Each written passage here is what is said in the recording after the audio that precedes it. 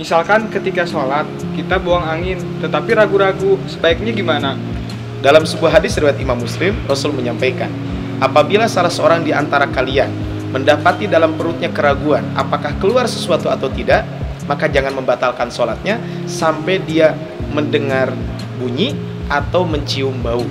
Artinya kalau kita ragu-ragu, tidak keluar atau tidak, maka jangan sampai membatalkan sholat kita. Lanjutkan kita sholat. Al-yakin la yazulu bisyak. Keyakinan itu tidak membatalkan keraguan-raguan. Jika sedang sholat ada makanan nyelip di gigi, apakah sholatnya batal?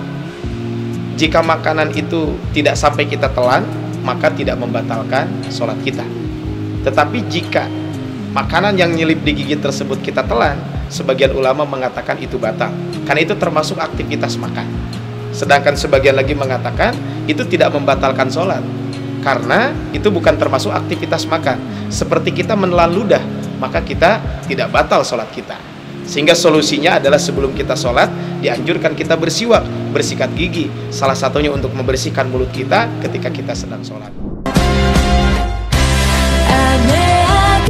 Rasul sampaikan dalam sebuah hadis, raq'ata al-fajri khairum minad dunya wa ma fiha. 2 rakaat sebelum sholat subuh lebih baik daripada dunia dan seisinya. Kemudian kata Sayyidah Aisyah radhiyallahu anha, Rasulullah SAW tidak punya perhatian secara khusus kepada sholat sunnah kecuali sholat sunnah sebelum subuh. Sehingga dalam masalah perjalanan pun, ketika Rasul musafir, maka sholat sunnah yang lain kadang Rasul tinggalkan, tapi qobliyah subuh yang 2 rakaat tidak Rasul tinggalkan.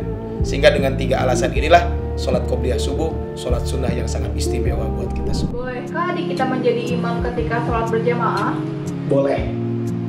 Dalam Islam, batasan usia itu ada 2. Satu, usia tamyiz, yaitu ketika seorang anak sudah bisa membedakan antara baik dan tidak, antara dia malu ketika memakai aurat atau ketika dia membuka aurat atau tidak.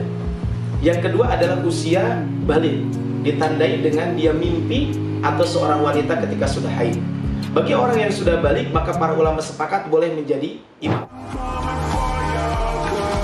Boleh, tetapi sebagian ulama memakruhkan. Kenapa setelah subuh dimakruhkan oleh sebagian ulama? Karena waktu subuh itu adalah ghanimatul abdi, merupakan satu waktu yang sangat tepat untuk mencari pahala sebanyak-banyaknya, untuk memanfaatkan waktu sebaik-baiknya.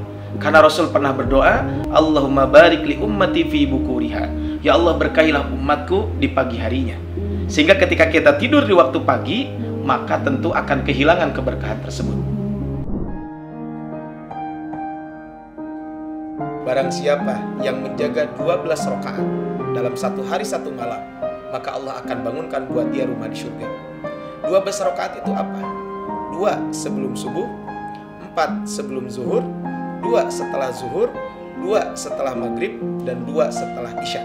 Itulah yang disebut dengan sholat sunnah rawatib muakkadah.